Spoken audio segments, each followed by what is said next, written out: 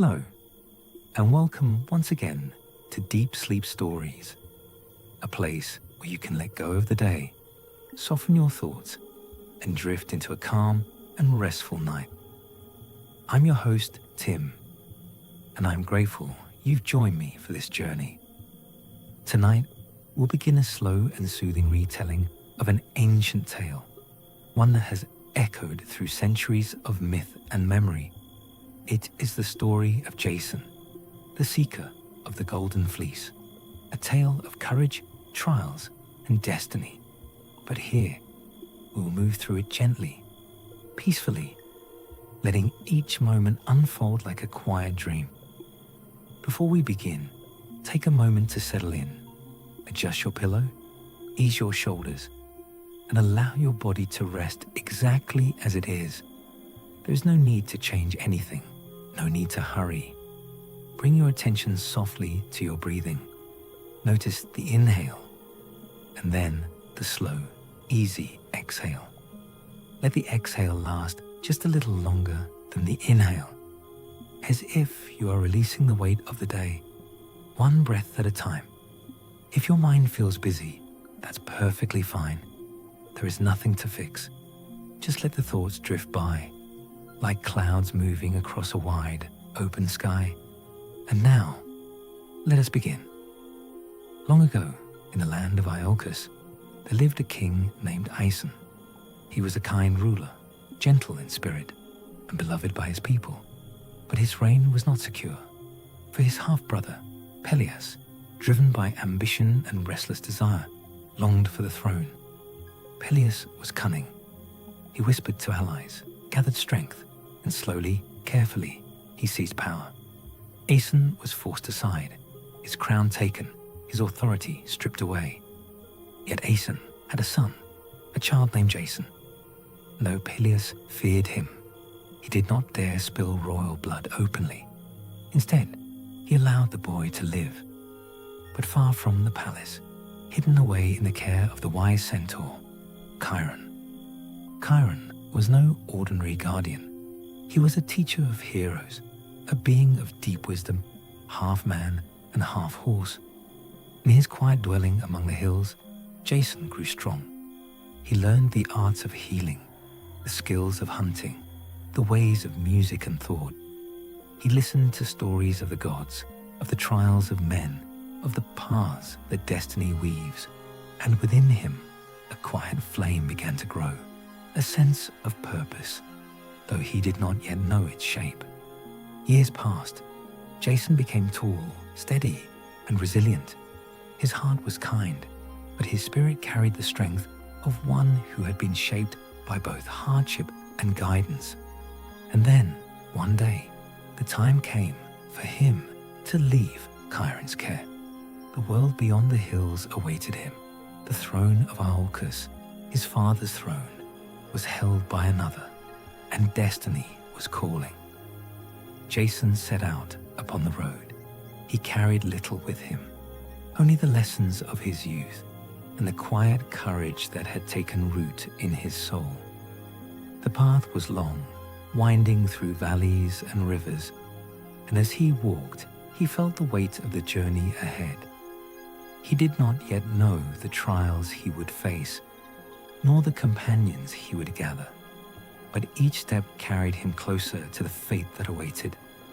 Thus begins the story of Jason, a tale of exile and return, of quests and trials, of courage tested against the will of gods and men. And tonight, we will walk beside him, slowly, peacefully, as his journey unfolds. Jason's steps carried him steadily toward the city of Iolcus. The air was cool, the path lined with quiet fields, and yet within him there was a growing sense of anticipation. He knew that his uncle Peleus sat upon the throne that belonged to his father. He knew, too, that destiny would not allow this injustice to remain forever. As he approached the river Anauros, Jason encountered a woman standing at its edge. She appeared old, her shoulders bent, her steps uncertain. She asked for help crossing the rushing waters. Jason, without hesitation, offered his arm. He lifted her gently, carrying her across the stream. The current pressed against him, strong and insistent.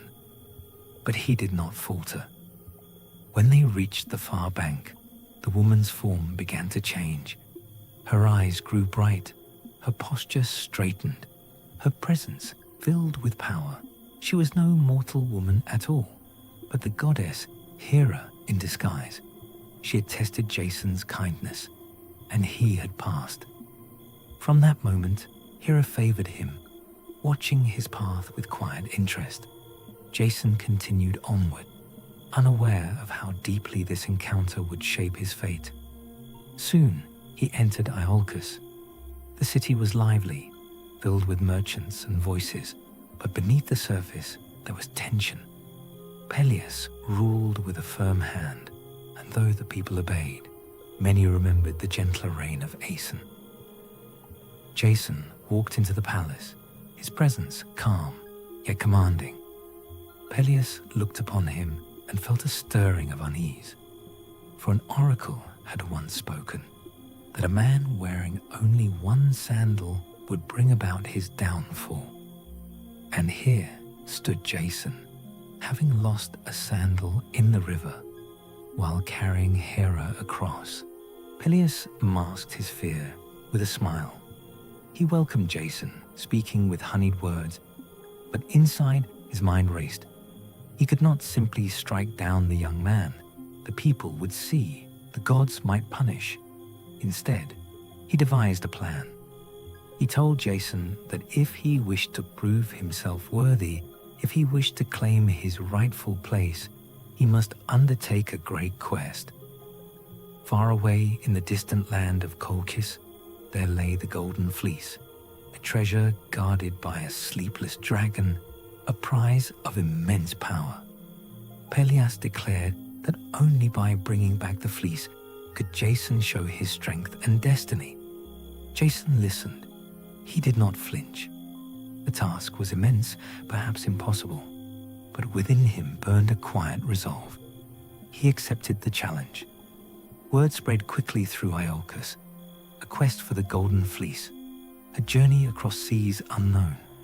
Heroes from every corner of Greece began to gather, drawn by the promise of adventure, glory, and fate. And so, the first threads of the Argonauts' tale began to weave together. Jason would not walk this path alone. Companions awaited him, men of courage, skill, and legend. Together, they would build a ship, and together, they would set sail into the unknown. News of Jason's quest spread far beyond the walls of Iolcus. Across the lands of Greece, men of renown heard the call and felt the stirring of destiny. They came not only for glory, but for the chance to be part of something greater, a voyage that would test courage, skill, and the favor of the gods themselves. The first to arrive was Heracles, son of Zeus, whose strength was unmatched. His presence alone filled the gathering with awe. He carried with him his companion Hylas, a youth of gentle spirit, devoted to him. Together, they pledged their loyalty to Jason's cause. Then came Orpheus, the poet and musician, whose lyre could soothe storms and calm wild hearts. His gift was not of brute force, but of harmony, a power that would prove vital when the sea grew restless. Castor and Polydeuces, the twin sons of Leda, arrived next. Skilled horsemen and warriors, they brought balance and unity, their bond unbreakable. From Thessaly came Peleus, father of Achilles yet unborn, and Telamon, who would one day stand beside mighty Ajax. They were men of valor, eager for the trials ahead. Zetas and Calais, the winged sons of Boreas, descended with the swiftness of the wind. Their feathers shimmered, their speed unmatched, and they promised to lend their gifts to the voyage. Others followed. Idas and Lynceus, brothers of sharp sight and fierce temper. Meleager, famed for the Caledonian boar hunt, Atalanta, swift-footed maiden, whose presence stirred whispers among the men. For few women had ever joined such a quest, yet Jason welcomed her, knowing her skill was beyond question. One by one, the heroes gathered. Each carried his own story, his own destiny, yet all were drawn together by Jason's call. To carry them across the seas, a ship was needed, not just any vessel, but one worthy of the gods. The builder Argus, guided by Athena herself, constructed a mighty ship.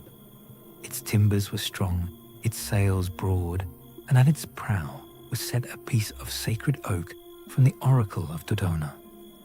This timber could speak, whispering the will of Zeus, guiding the Argonauts when the path grew uncertain.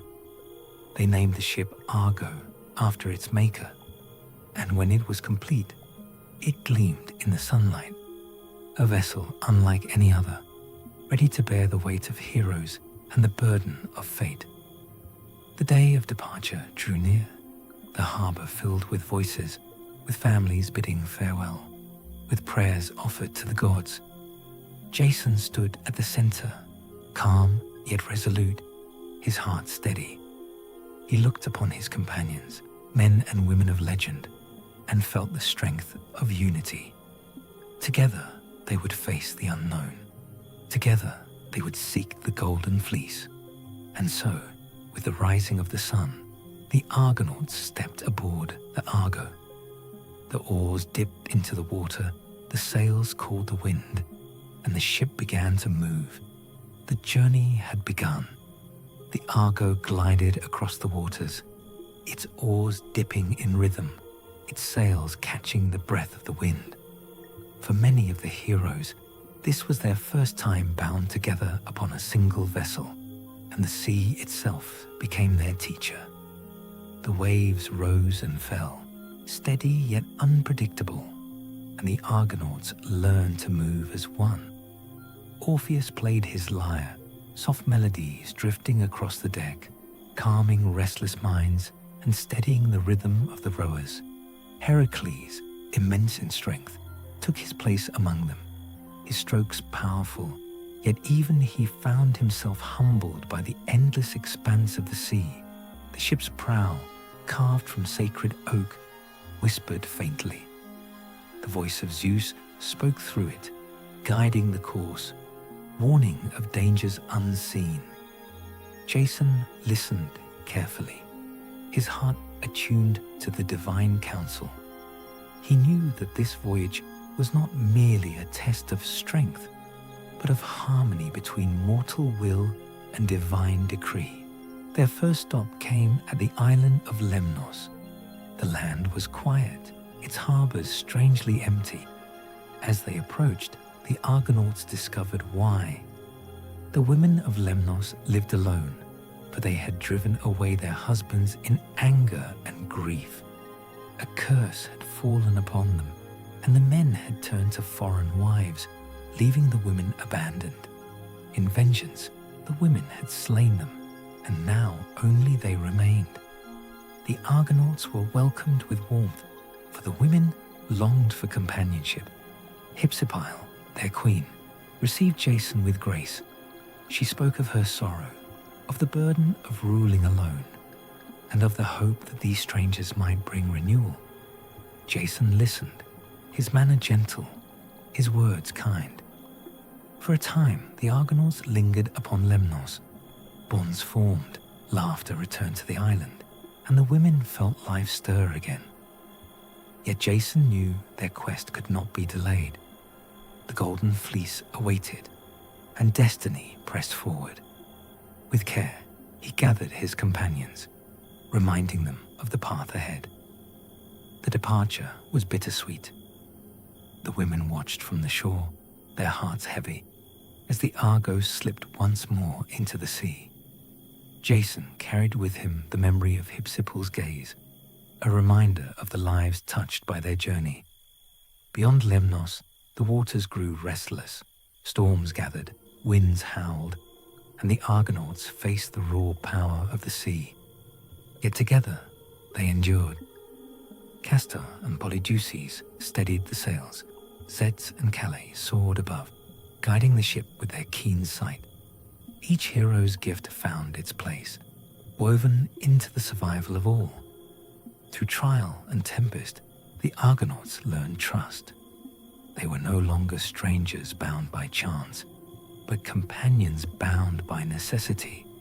And Jason, standing at the helm, felt the weight of leadership settle upon him. He was not merely a seeker of the fleece. He was the heart of this voyage, the one who must carry them forward. The horizon stretched wide, and beyond it lay new trials. The sea was vast, but destiny was vaster still. The Argo pressed onward, its oars cutting through the waves until the coastline of the Doliones came into view. The land was green, its harbors welcoming, and the people who lived there received the Argonauts with kindness. Their king, Cyzicus, greeted Jason warmly, offering food, shelter, and friendship. For a time, the voyage seemed blessed, the heroes resting upon solid ground, their spirits lifted by hospitality. The Doliones admired the strength of Heracles, the music of Orpheus, and the grace of Atalanta. They shared stories by firelight, speaking of the sea, of storms, of the gods who watched from above. Jason felt gratitude, for here was proof that not all encounters upon their journey would be marked by strife. Yet fate is rarely so gentle. After several days, the Argonauts prepared to depart. They set sail under the cover of night, the stars guiding their course. But the winds shifted, and the sea carried them back toward the same shore they had left. In the darkness, neither side recognized the other. The Doliones believed raiders had come to attack, while the Argonauts thought themselves ambushed by strangers. Battle erupted beneath the moonlight. Spears flew, swords clashed, and cries echoed across the shore. Jason fought with steady resolve, his companions beside him, unaware of the tragic mistake. When dawn broke, the truth revealed itself. Among the fallen lay King Cyzicus, struck down in the confusion. The Argonauts stood in silence, horror filling their hearts. They had slain the very man who had welcomed them, who had offered friendship without hesitation. Grief weighed heavily upon Jason. He led his companions in mourning, offering rites for the dead, seeking forgiveness from the gods. The Doliones, though stricken with sorrow, understood the cruel hand of fate. They did not curse the Argonauts, but the wound of loss remained deep. The Argo departed once more, its sails heavy with regret.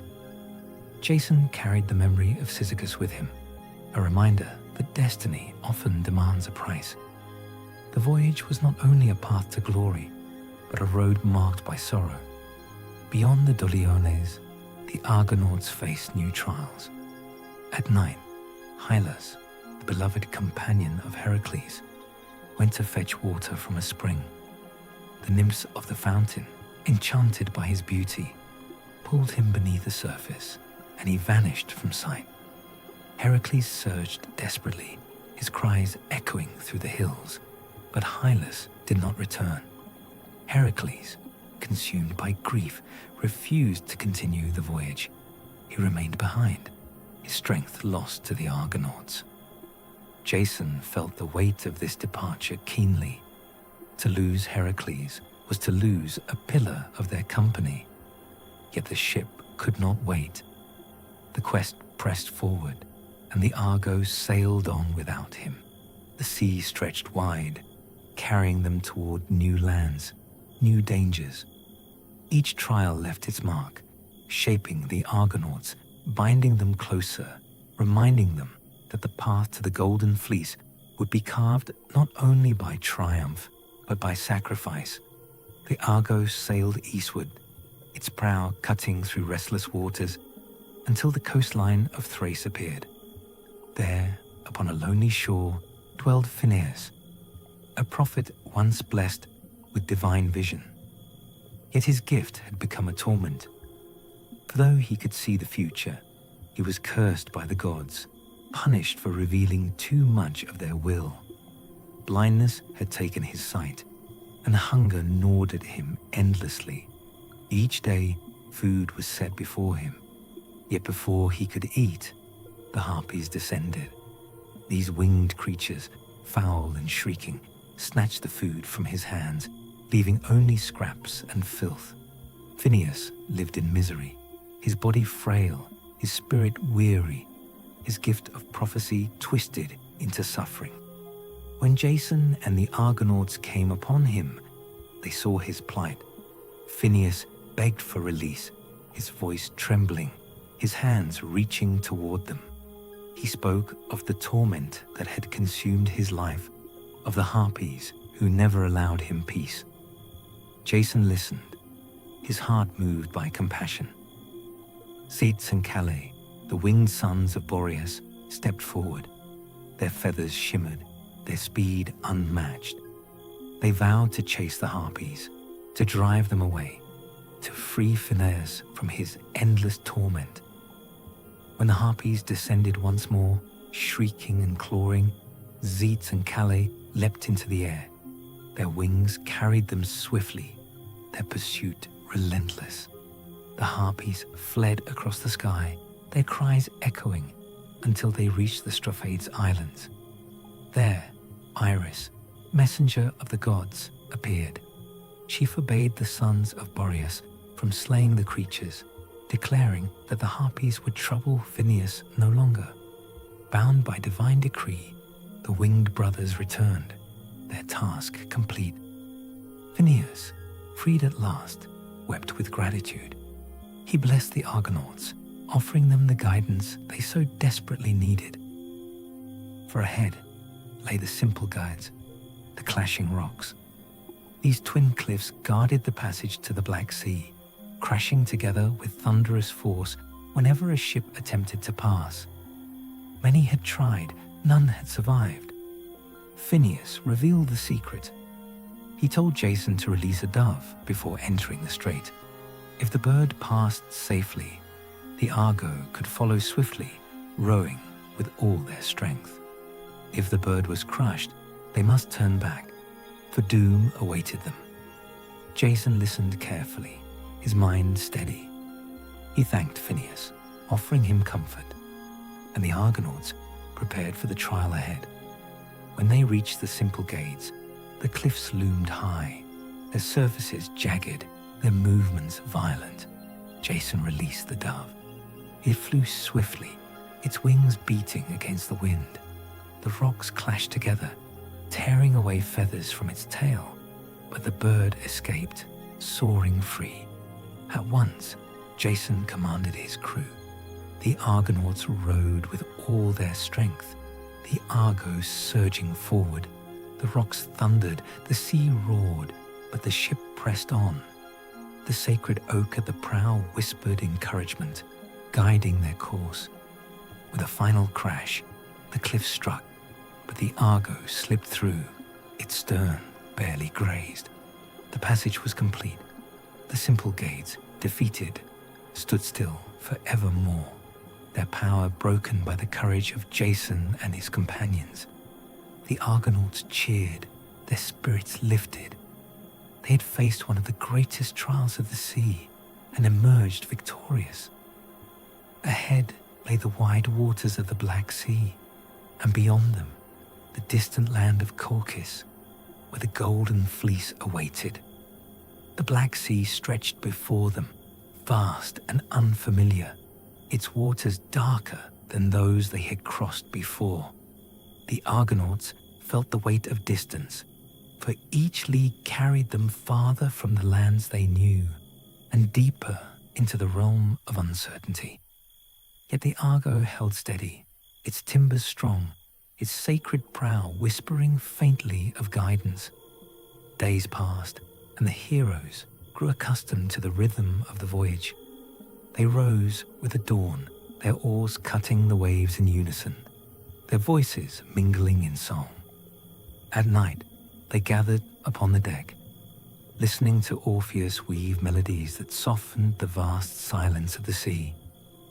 Jason watched them, his heart steady, knowing that unity was their greatest strength. Their first landfall came upon the coast of the Mariandini. The people there welcomed them cautiously, for strangers upon the sea were often feared. Yet Jason spoke with calm dignity, offering gifts and words of peace.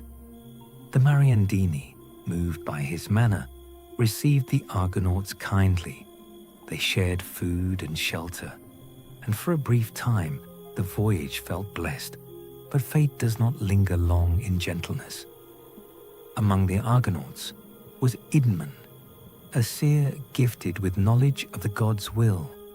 He had foreseen his own death upon the voyage, and though he had accepted it, the moment struck with sorrow. A serpent, hidden among the rocks, struck him down. His companions mourned deeply, for Idmon's wisdom had guided them, and his loss left a silence that could not be filled. Soon after, another blow fell. Tiphys, the skilled helmsman who had steered the Argo through storms and trials, fell ill. His strength faded, and he passed quietly, leaving Jason burdened with grief. The Argonauts honored him with solemn rites, their hearts heavy, for the sea had claimed yet another of their company. Yet even in sorrow, the voyage pressed onward.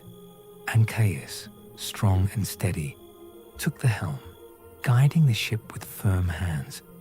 The Argonauts learned resilience, for each loss reminded them that destiny demanded sacrifice. As they sailed further east, omens appeared.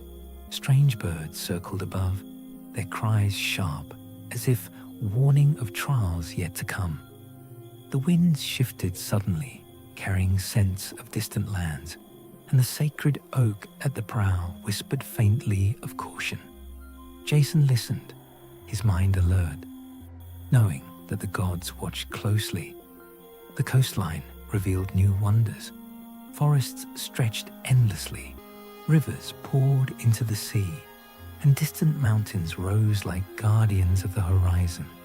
The Argonauts marveled at the vastness of the world, for each land held its own mysteries, its own stories. Yet always their thoughts returned to Colchis.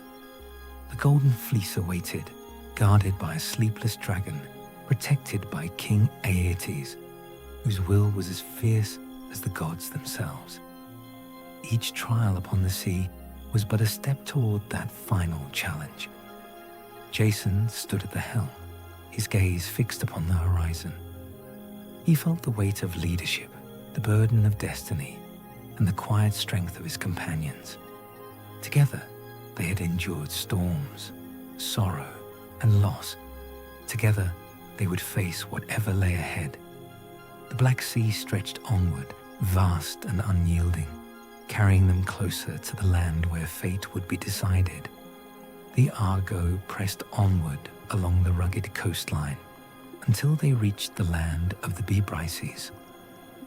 The people there were fierce, hardened by the wild terrain, and their king, Amycus, was known for his cruelty. He was a giant of a man, broad-shouldered and brutal, famed for forcing every stranger who came to his land into a boxing match. None had ever defeated him, for his blows were heavy and his pride unyielding. When the Argonauts arrived, Amycus strode forward, his voice booming across the shore. He demanded that one among them face him, declaring that no guest could depart without proving strength against his fists. The heroes murmured among themselves, for they knew the king's reputation. Yet Polydeuces, son of Leda, stepped forward calmly. His frame was lean, his movements graceful, but within him burned the skill of a true fighter. The crowd gathered, the Bebryces eager to witness another triumph of their king. Amycus sneered, confident in his power, while Polydeuces stood silent, his gaze steady. The contest had begun. Mycus lunged with heavy fists, his strikes like thunder, but Polydeuces moved lightly, weaving aside, his blows precise. He did not waste strength, but struck with skill, each movement measured. The king grew enraged, his attacks wild, yet Polydeuces remained calm, his rhythm unbroken. At last, with a swift and decisive strike, Polydeuces sent Amycus sprawling. The giant fell, his pride shattered, his cruelty undone. The Bebryces gasped, for never before had their king been defeated. Some rushed forward in anger, but the Argonauts stood ready, their weapons drawn, their unity unshaken. Jason raised his voice, commanding peace. He declared that the contest was fair, that Amycus had been beaten by skill, not treachery. The Bebryces, though reluctant, accepted the outcome. Their king lay humbled, his reign of arrogance broken. The Argonauts departed swiftly, unwilling to linger in a land where resentment simmered. Yet the victory of Polydeuces strengthened their spirits, reminding them that each among them carried gifts that would serve the voyage. Beyond the Bebryces, the sea carried them to new shores. They encountered lands where strange customs ruled, where the people spoke in tongues unfamiliar, where offerings were made to gods unknown. The Argonauts observed with respect, for they knew that every land held its own truth, its own bond with the divine. At night, omens appeared once more. Stars flickered strangely, and the sacred oak at the prow whispered warnings of trials yet to come. Jason listened, his heart steady, knowing that each step drew them closer to Colchis. The golden fleece awaited, but so too did challenges that would test not only strength, but wisdom, unity, and the favor of the gods. The Argo pressed onward, its sails filled with wind, its oars steady in rhythm. The heroes, bound by shared trials, felt the weight of destiny upon them. Ahead lay new encounters, new dangers, and the ever-present call of fate. The Argo sailed onward, its timbers creaking softly as the waves carried it toward the coast of Phrygia. The land was rugged, its hills rising sharply from the shore, and the people who dwelt there lived in quiet strength. The Argonauts came ashore, seeking rest and provisions, and were received with cautious hospitality. Jason spoke with the elders, offering gifts and words of peace, and the Phrygians, moved by his manner, welcomed them. During their stay, the Argonauts learned of ancient tales tied to this land.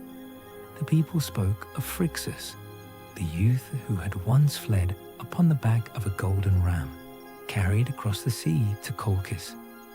It was his sacrifice that had given rise to the golden fleece, hung in the sacred grove of Ares, guarded by the sleepless dragon. The Argonauts listened intently, for this story was bound to their quest, a thread woven into the fabric of destiny. Not long after, as the Argo pressed eastward once more, they encountered 4 young men upon the shore. These were the sons of Phrixus, born in Colchis, yet now exiled, driven from their homeland by the harsh will of King Aeetes. Their names were Argus, Phrontis, Melas, and Citisaurus. They had fled across the sea, seeking refuge, their hearts heavy with sorrow. Jason welcomed them aboard, for their fate was bound to his own. They spoke of Colchis, of the land where the fleece hung, of the cruelty of Aeetes, and of the dangers that awaited. Their knowledge was precious, for they had lived beneath the shadow of the dragon, had seen the sacred grove, had felt the weight of their father's legacy. The sons of Phrixus told Jason that Aeetes would not yield the fleece willingly. He was a king of fierce pride, bound by the gods, and he would demand impossible tasks before surrendering such a treasure. Jason listened, his resolve steady. knowing that the path ahead would test not only strength, but cunning, patience, and the favor of the divine. The Argonauts, strengthened by these new companions, pressed onward. The sea grew darker, the winds colder, as if warning of the trials yet to come.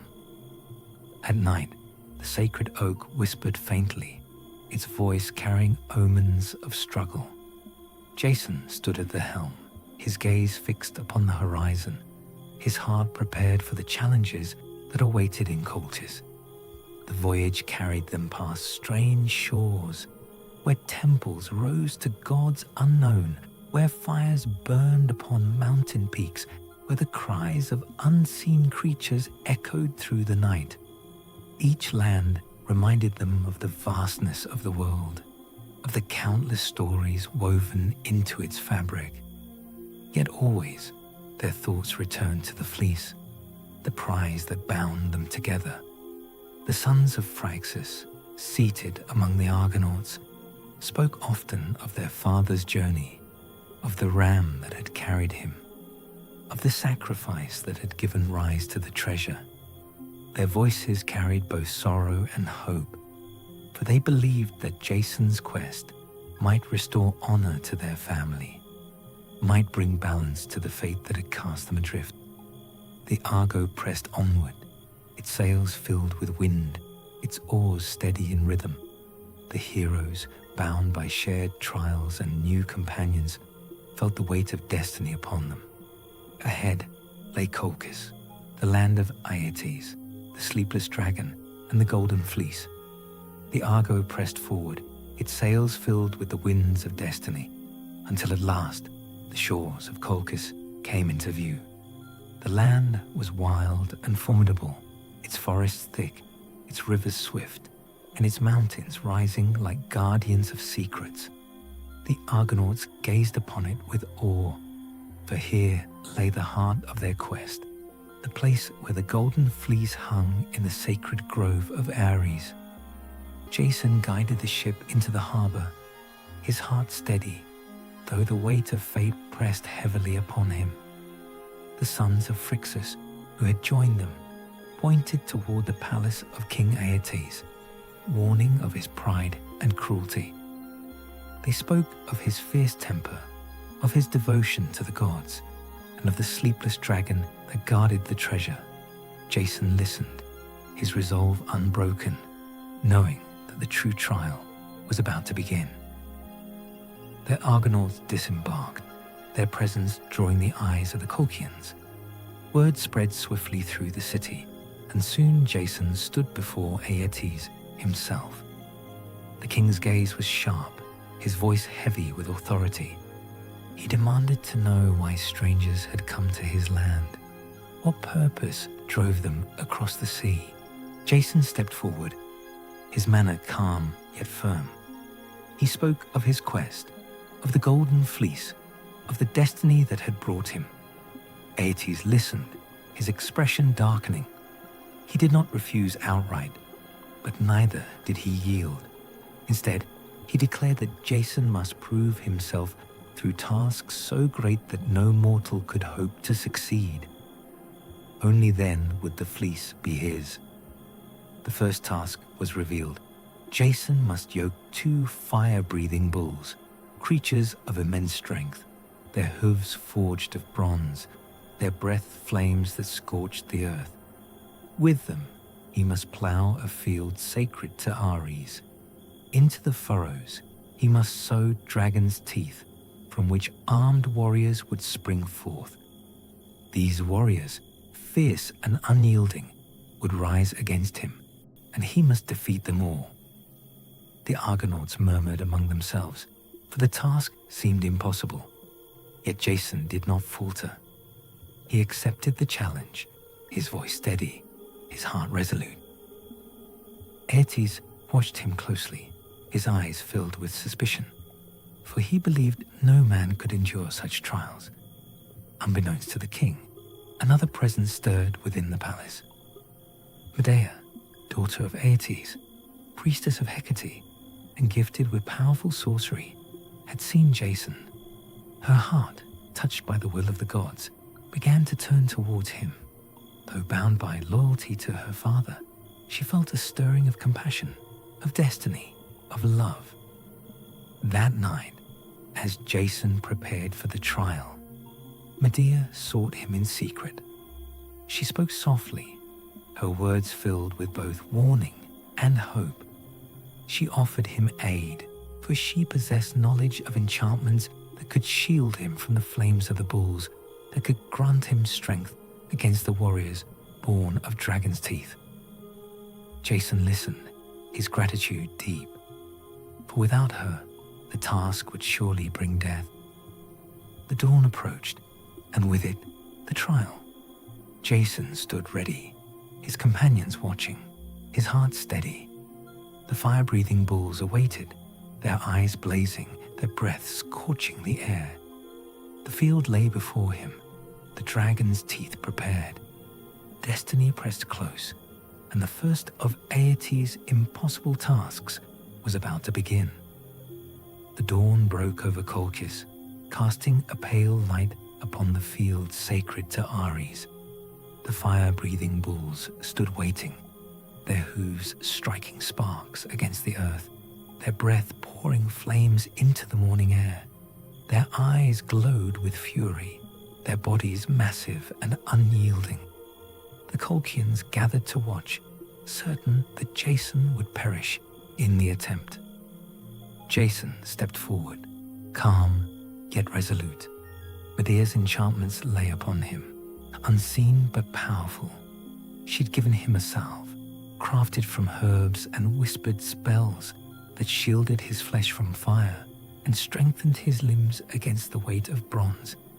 He carried it upon his skin, and though the bulls roared, their flames did not consume him. The creatures charged, their breath scorching the ground, their hooves pounding like thunder. Jason met them with steady hands, seizing their horns, forcing them into submission.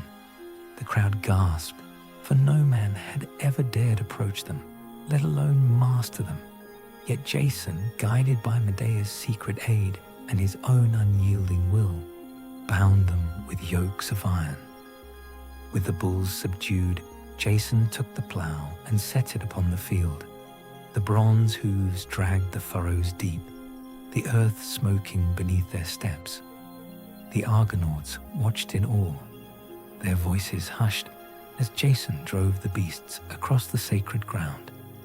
Row by row, the field was turned, the soil prepared for the next trial. When the ploughing was complete, Jason took the dragon's teeth, sharp and gleaming, and sowed them into the furrows. He scattered them carefully, each seed carrying the promise of warriors yet unborn. The earth trembled, the soil stirred, and from the ground rose men clad in armor, their weapons gleaming, their eyes fierce. They came forth in ranks, shouting war cries, their blades raised against Jason. The Colchians cheered, certain that the hero would be cut down by the army born of the earth.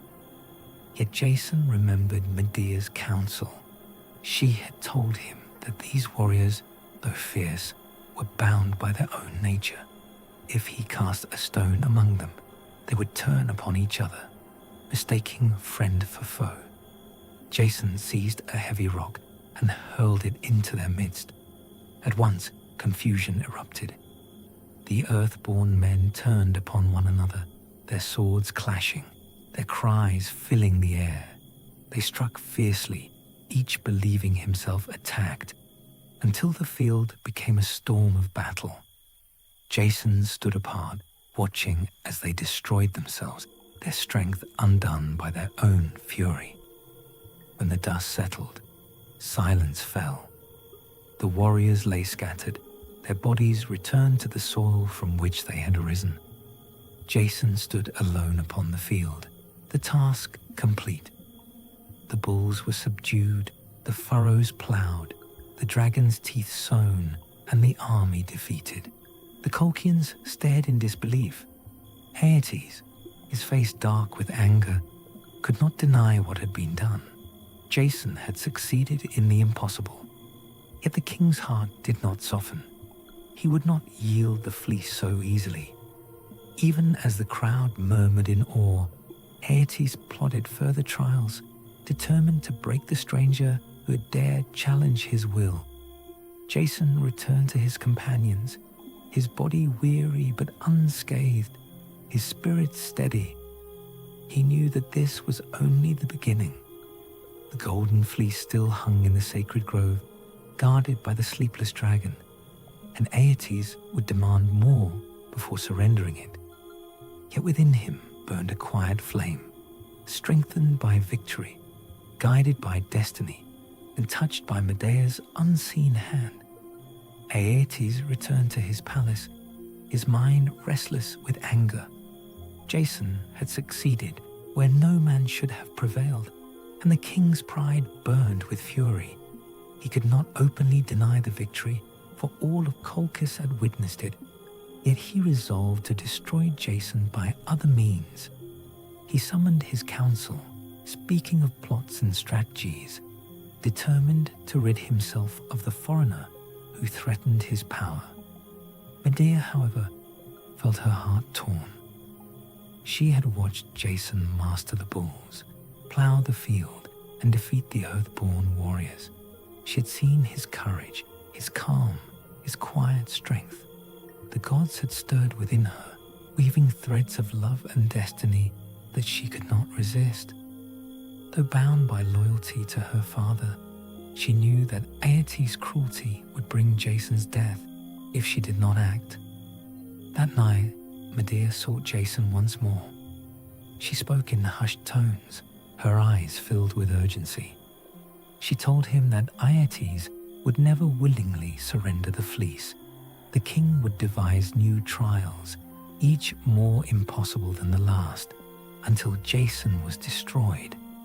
Yet Medea confessed that she could help him, for her sorcery was strong, her knowledge deep, and her heart now bound to his fate.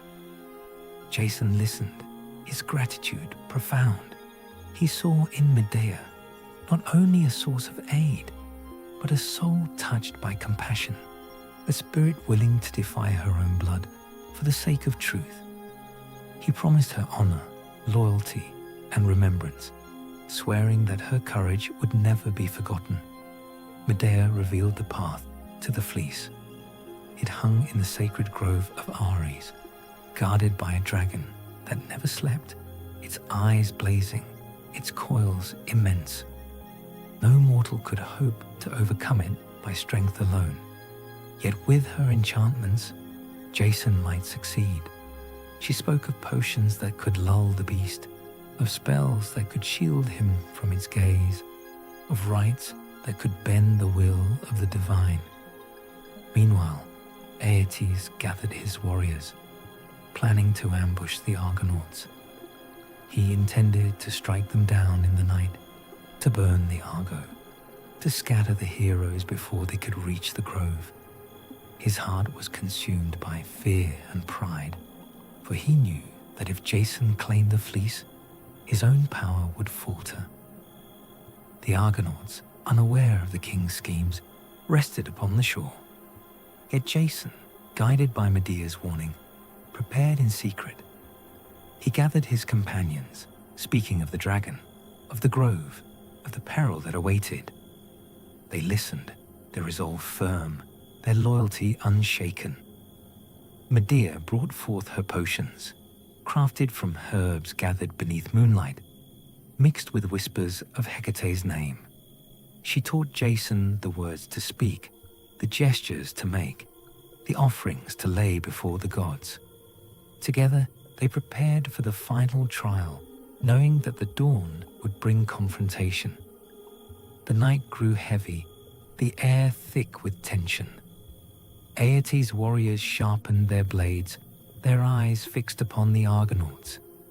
Medea's heart raced, torn between father and love, between duty and destiny. Jason stood calm, his spirit steady, his gaze fixed upon the horizon where the sacred grove lay hidden. The golden fleece awaited, shimmering in the darkness, its power vast, its promise eternal.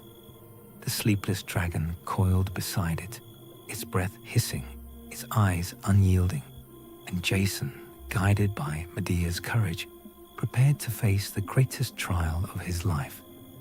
The night was heavy with silence as Jason moved toward the sacred grove. The air carried a strange weight, thick with the presence of unseen powers. The trees loomed tall, their branches twisted, their leaves whispering faintly in the wind. At the heart of the grove, upon a great oak, hung the golden fleece. Its surface shimmered with a light that seemed not of this world, glowing softly in the darkness, a beacon of divine promise. Yet beside it lay the guardian, the sleepless dragon. Its coils wound endlessly around the tree, its scales gleaming like bronze, its eyes burning with eternal fire. The beast stirred as Jason approached, its breath hissing, its tongue flickering, its gaze unyielding. No mortal had ever dared to confront it, for its watch was ceaseless, its strength beyond measure. Jason stood firm, his heart steady. Medea was beside him, her hands trembling yet resolute. She carried with her potions crafted from herbs gathered beneath moonlight, mixed with chants whispered to Hecate. She spoke softly, her voice weaving spells that drifted through the grove like mist. The dragon's eyes narrowed, its coils shifting, yet the enchantments began to take hold. She sprinkled the potion upon the ground, its scent rising into the air. She spoke words of power, calling upon the gods of night, upon the spirits of earth, upon the shadows that dwell between worlds. The dragon hissed, its body shuddering, its gaze faltering. Jason watched, his hand upon his sword, ready should the beast strike. Slowly the enchantments deepened, the dragon's coils loosened, its breath grew heavy, its eyes dimmed. Medea's voice rose, steady and commanding, binding the creature in a spell of sleep. The beast resisted, its tail lashing, its jaws snapping. Yet the power of sorcery was stronger. At last, its movements slowed, its body sagged, and the sleepless guardian succumbed to slumber. Jason stepped forward, his heart pounding. The golden fleece hung before him, its light shimmering, its threads glowing with divine radiance. He reached out, his hand steady, and touched it. The fabric was soft, warm, alive with power. Carefully, he lifted it from the oak, its glow bathing him in golden light. The Argonauts, waiting beyond the grove, saw the radiance and knew that the quest had reached its turning point. Jason emerged, the fleece upon his shoulders, its brilliance illuminating the night.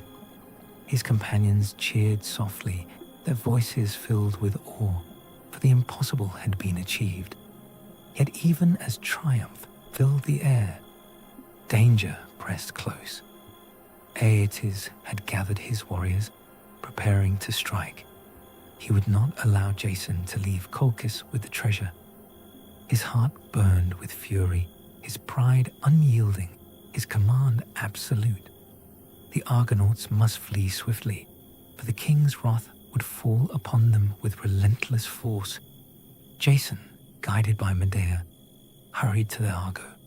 The heroes gathered, their hands steady, their spirits aflame with victory. The sails were raised, the oars dipped into the water, and the ship began to move. Behind them, cries rose from the palace, the sound of pursuit echoing across the shore. The golden fleece was theirs, but the journey was far from over. Ahead lay escape, pursuit, and trials yet greater than those already faced. The gods watched closely. Destiny pressed onward, and Jason's path carried him deeper into the storm of fate. The Argo slipped from the harbor under cover of night, its sails catching the faint wind, its oars moving in silence. Jason stood at the helm, the golden fleece shimmering upon the deck, its glow faint yet steady. Behind them, cries rose from Colchis, the sound of pursuit echoing across the waters. Aeetes had discovered their theft, and his wrath was unrelenting. The king's warriors launched their ships, their oars striking the waves with fury. Torches burned upon their decks, their voices carried across the sea, promising vengeance. The Argonauts rowed with all their strength, their hearts pounding, their eyes fixed upon the horizon. Yet the Colchian fleet pressed closer, their numbers vast, their determination fierce. Medea, standing beside Jason, felt the weight of her choice. She had betrayed her father, abandoned her homeland, and bound her fate to the stranger who carried the fleece. Her heart trembled, yet her resolve did not falter. She whispered enchantments, calling upon winds to favor the Argo, upon shadows to cloak their flight. The sea stirred, the currents shifted, and the ship surged forward. Still, the Colchians pursued. Their voices grew louder, their torches brighter, their ships closing the distance. Medea's mind raced, for she knew that sorcery alone could not hold them back forever. She turned to Jason, her eyes filled with sorrow, and spoke of a desperate plan. Her brother, Absyrtus, had joined the pursuit, commanding part of the fleet. Medea revealed that only by striking him down could they scatter the Colchians, for his death would break their unity, their courage undone by grief and confusion. Jason hesitated, for the thought of slaying kin weighed heavily upon him. Yet Medea's voice was firm, her heart torn but resolute. She knew that without such a sacrifice, the Argonauts would never escape. The plan was set. Absyrtus was lured into parley, deceived by promises of peace. Jason struck swiftly, ending his life, while Medea wept silently, her soul burdened by the act. The Colchians, upon learning of their leader's death, faltered. Their pursuit lost its strength, their ships scattered, their cries fading into the night. The Argo pressed onward, its path now clear, yet the weight of blood lay heavy upon them. Jason felt the burden of the deed, knowing that victory had come at a terrible cost. Medea, her heart torn between love and grief, clung to him, her spirit bound forever to the choice she had made. The sea stretched wide before them, carrying them away from Colchis, away from Aeetes' wrath, away from the land where the fleece had hung. Yet the gods watched closely, their eyes upon the Argonauts, for the journey was far from complete. Trials yet awaited, storms yet gathered, and destiny pressed onward with unyielding force. The golden fleece lay upon the deck, its glow steady, its promise vast. Jason gazed upon it, his heart filled with both triumph and sorrow. He had claimed the prize, yet the path home would demand as much courage as the quest itself. The Argonauts, weary yet resolute, rowed steadily, their voices hushed, their spirits bound by the weight of fate. The Argo pressed westward, its sails straining against winds that seemed to rise from every direction. The gods, displeased by the blood spilled in Colchis, sent storms to test the Argonauts. Thunder rolled across the sky, lightning split the clouds, and waves rose high, threatening to swallow the ship. The heroes bent to their oars, their muscles burning, their voices shouting in unison, fighting against the fury of the sea. Jason stood at the helm, his hand steady upon the tiller, his gaze fixed upon the horizon. The sacred oak whispered faintly, its voice urging him onward, reminding him that destiny demanded endurance. Medea, her face pale, raised her hands in prayer, calling upon Hecate to calm the waters. upon the spirits of night to shield the ship. Slowly, the winds shifted, the waves lessened, and the storm passed, leaving the sea heavy with silence. The Argonauts, weary yet unbroken, sought refuge upon distant shores. They came to the land of the Phaeacians, a people known for their kindness and wisdom. King Alcinous received them, offering shelter and food, his voice calm, his manner gracious. Yet even here, danger followed. The Colchians, relentless in pursuit, arrived soon after, demanding that Medea be returned to her father, that Jason surrender the fleece. Alcinous, bound by justice, declared that he would not decide until dawn. He would consult the gods, and their will would guide him. Medea, trembling, feared that she would be torn from Jason, forced back into her father's wrath. Yet fate intervened. That night, Jason and Medea were joined in sacred union, their bond sealed before the gods. When dawn came, Alcinous declared that Medea was now Jason's wife, and no man could demand her return. The Colchians, defeated by law and destiny, departed in silence. Their pursuit ended. The Argonauts, strengthened by this victory, pressed onward. Yet the sea remained treacherous. They encountered islands where strange voices called from the cliffs, luring sailors to destruction. Orpheus raised his lyre, his music weaving through the air, drowning the voices, guiding the ships safely past. They faced currents that pulled them toward jagged rocks, but the winged sons of Boreas soared above, directing their course, saving them from ruin. Each trial reminded them that the gods watched closely, testing their resolve, shaping their path. Jason felt the weight of leadership grow heavier, for every decision carried the lives of his companions. Every choice bound them closer to fate. Medea, standing beside him, offered counsel and sorcery, her presence both a comfort and a reminder of the cost of love. The golden fleece lay upon the deck, its glow steady, its promise vast.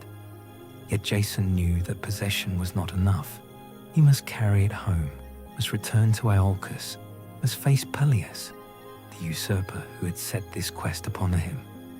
The voyage was far from complete, and the trials yet to come would demand as much courage as those already endured. The Argo sailed onward, its oars steady, its sails filled with wind. The heroes, bound by shared triumphs and sorrows, pressed toward the horizon, their spirits unyielding, their hearts fixed upon the destiny that awaited. The Argo sailed southward, its timbers groaning as the waves carried it toward the island of Crete. The land rose from the sea like a fortress, its cliffs sharp, its shores guarded by a figure unlike any mortal.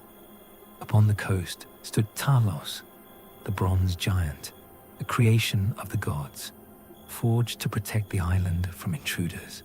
His body gleamed in the sunlight, his movements heavy yet precise, his presence overwhelming. Talos circled the island each day, his massive frame casting shadows across the shore. He was tireless, his strength unyielding, his purpose clear, to strike down any who dared approach. The Argonauts, seeing him from the deck, felt their hearts tremble, for no weapon could pierce his bronze skin.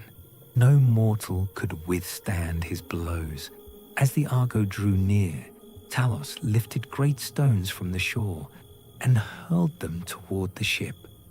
The waves crashed as the rocks struck, splintering the water, threatening to shatter the vessel. The heroes bent to their oars, struggling to keep the ship steady, their voices shouting in fear and defiance. Jason stood at the helm, his gaze fixed upon the giant, his mind racing for a way to survive. Medea, her eyes sharp with resolve, stepped forward. She knew that brute strength could not defeat Talos, for his body was impervious to blade and arrow. Yet she also knew that every creation, no matter how mighty, carried a weakness. Talos had a single vein running from his neck to his ankle, sealed by a bronze nail. Within it flowed the ichor that gave him life. If that vein were opened, his strength would fail and he would collapse. She raised her hands, calling upon her sorcery. Her voice wove spells that drifted across the sea, binding the giant's mind, clouding his thoughts. Talos staggered, his movements faltering, his gaze dimming. Medea's enchantments deepened, twisting his will, forcing him to stumble. The Argonauts watched in awe as the bronze giant swayed, his body trembling beneath the weight of magic. At last, he struck his own ankle against a sharp rock. The bronze nail loosened, and the ichor poured forth. His strength drained, his body shuddered, and with a final crash, Talos fell to the earth. The ground shook as he collapsed, his bronze frame broken, his guardianship ended. The Argonauts cheered, their voices rising in relief and triumph. Jason turned to Medea, his gratitude profound, for her courage and sorcery had saved them from certain destruction. The Argo sailed onward, leaving Crete behind, its path now clear, its companions strengthened by victory. Yet Jason knew that each triumph carried its own weight. The gods had tested them once more, and though they had prevailed, the journey was far from complete. Ahead lay the return to Iolcus, the confrontation with Peleus, and the fulfillment of the destiny that had begun when he first set out upon the road. The golden fleece lay upon the deck, its glow steady, its promise vast. The Argonauts, weary yet resolute, pressed onward, their hearts bound by the trials they had endured, their spirits fixed upon the fate that awaited. The Argo at last reached the familiar waters of Greece. The heroes, weary from storms and trials, felt their hearts lift as the coastline of their homeland appeared upon the horizon. The golden fleece lay upon the deck, its glow steady, its promise fulfilled. Yet Jason knew that the true test awaited not upon the sea, but upon the land, where Peleus still sat upon the throne of Iolcus. The ship entered the harbor, and word spread swiftly through the city. Crowds gathered, their voices rising in awe as they beheld the heroes who had crossed the world and returned with the treasure of Colchis.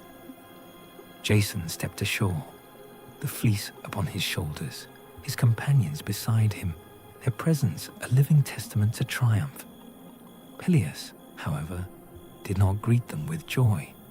His eyes narrowed, his heart heavy with fear, for the oracle's warning still echoed in his mind, that a man with one sandal would bring about his downfall. Jason stood before him, calm yet resolute, and declared that the quest was complete, that the fleece had been won, and that justice must now be restored.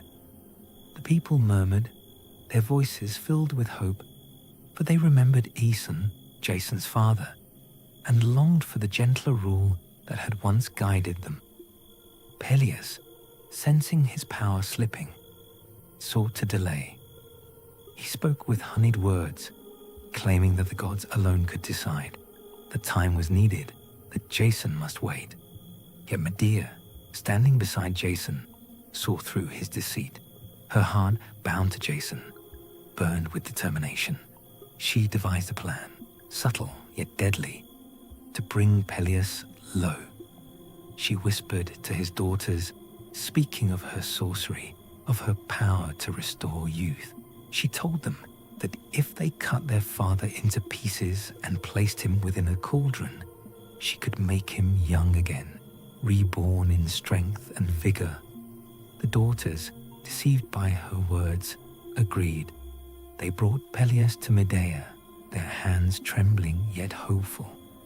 They struck him down, their blades cutting, their hearts filled with desperate belief. They placed him within the cauldron, waiting for the miracle that would never come. Medea stood over the vessel, her eyes cold, her voice silent. No youth returned, no life was restored. Peleus was gone, his reign ended, his throne broken. The people of Iolcus, seeing the truth, turned to Jason. They hailed him as rightful heir, their voices rising in triumph. Yet Jason felt the weight of sorrow, for though justice had been served, blood had been spilled, and destiny carried its own burden. Medea, her heart bound to him, stood firm, her sorcery both a gift and a curse, her love both salvation and peril. The golden fleece hung within the palace, its glow steady, its promise fulfilled. Jason had completed the quest, had faced the trials, had returned victorious. Yet the gods watched still, for his story was not ended. Triumph carried shadows, and fate pressed onward, weaving threads that would bind him to choices yet darker, yet more profound. The Argonauts, their journey complete, dispersed to their homes, their names forever bound to legend. Jason remained, his destiny entwined with Medea, his path leading into the uncertain future that awaited beyond the throne of Iolcus. Jason and Medea did not remain long in Iolcus after Peleus' death. Though the people hailed Jason as rightful heir, the shadow of blood hung heavy upon the city. The daughters of Peleus, deceived into slaying their father, wandered in grief, and the whispers spread among the citizens. Some praised Jason's triumph, but others feared the sorcery that had brought it. The throne, though won, felt poisoned by suspicion. Jason, sensing the unrest, chose to depart. With Medea beside him, he journeyed southward, seeking a new home where destiny might unfold without the weight of old grudges. Their path led them to Corinth, a city of wealth and power, where King Creon ruled with steady hand. The people welcomed Jason, admiring the hero who had brought back the golden fleece, and Creon himself offered him refuge. In Corinth, Jason and Medea built a life. The fleece hung within their hall, its glow steady, its promise of divine favor unbroken. Medea bore Jason children, and for a time, peace seemed to settle upon them. The Argonauts had dispersed, each to his own land, and Jason's name was spoken with reverence. Yet beneath the calm, ambition stirred. Jason, ever mindful of destiny, began to dream of greater power. He saw in Creon's daughter, Glauca, a path to secure his place among kings. By marrying her, he could bind himself to Corinth's throne, ensuring his children's future, strengthening his legacy. Medea, however, sensed the shift in his heart. She saw the distance growing, the ambition that threatened to cast her aside. Creon, wary of Medea's sorcery, feared her presence. He spoke to Jason, offering his daughter's hand, but warning that Medea must be banished. Jason, torn between loyalty and ambition, sought to justify his choice. He told Medea that the marriage was for their children's sake, that it would secure their future, that she should accept it as necessity. Medea listened, her heart breaking. She had betrayed her father, slain her brother, abandoned her homeland, all for Jason. She had given him love, sorcery, and devotion, and now he sought to cast her aside for another. Her sorrow burned into fury, her grief into resolve. She swore that she would not be forgotten, that her power would not be dismissed, that Jason would feel the weight of betrayal as deeply as she did. The city whispered of the coming union, of Jason's rise, of Medea's fall. The gods watched closely, for love and ambition had collided, and destiny prepared to weave its darkest threads. Medea, her heart torn yet unyielding, began to plan. Her sorcery, once a gift of salvation, would now become an instrument of vengeance. The golden fleece still hung within their hall, its glow steady, its promise eternal. Yet its light no longer spoke of triumph, but of the fragile balance between love and betrayal, between destiny and ruin. Jason, blind to the storm gathering beside him, pressed forward with his ambition, unaware that the greatest trial of his life was about to begin, not upon the sea, nor against kings, nor dragons, but within his own household. Medea's sorrow deepened into fury as Jason's betrayal became clear. The whispers of Corinth spread quickly. Jason would wed Glass, daughter of King Creon, casting aside the woman who had saved him from death, who had borne his children, who had abandoned her homeland for his sake. Medea walked the halls in silence, her heart burning, her mind weaving vengeance. Creon, fearful of her sorcery, decreed that she must leave Corinth at once. He feared that her grief would turn to wrath, that her spells would bring ruin upon his city. Yet Medea, cunning and resolute, begged for one more day.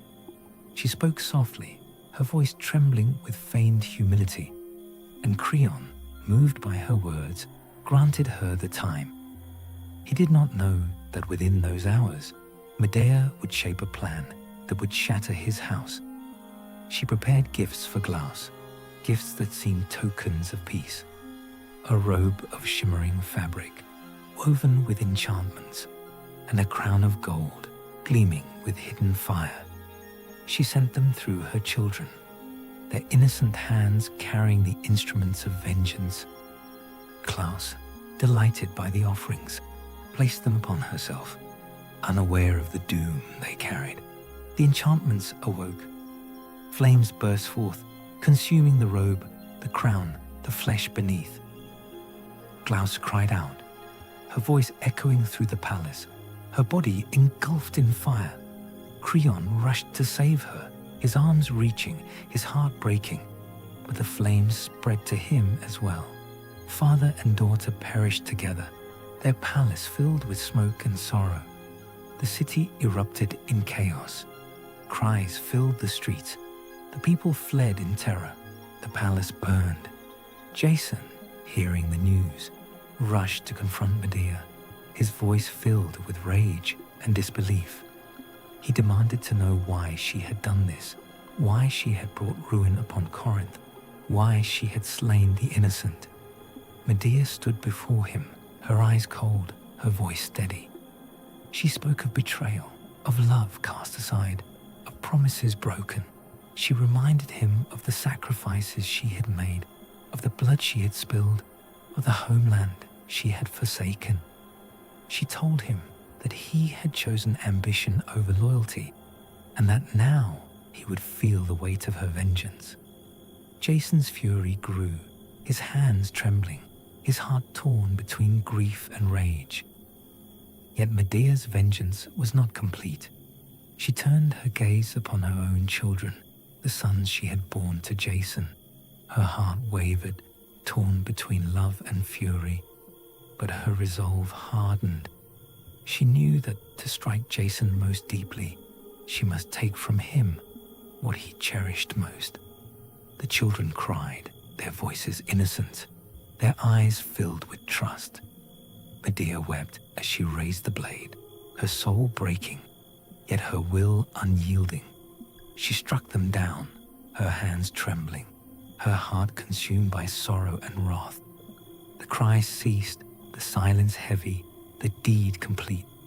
Jason, arriving too late, saw the lifeless forms of his sons, the blood upon Medea's hands, the sorrow upon her face. His voice broke, his spirit shattered, his destiny undone.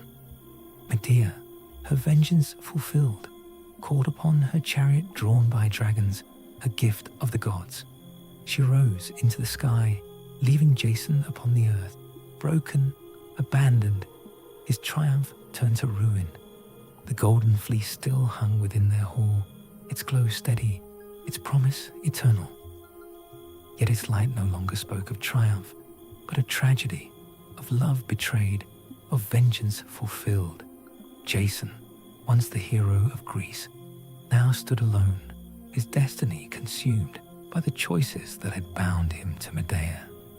Jason wandered through the ruins of his life, his spirit broken, his glory faded. The palace of Corinth lay in ashes, the cries of the people still echoing in the streets, and Medea was gone, carried away upon her dragon-drawn chariot.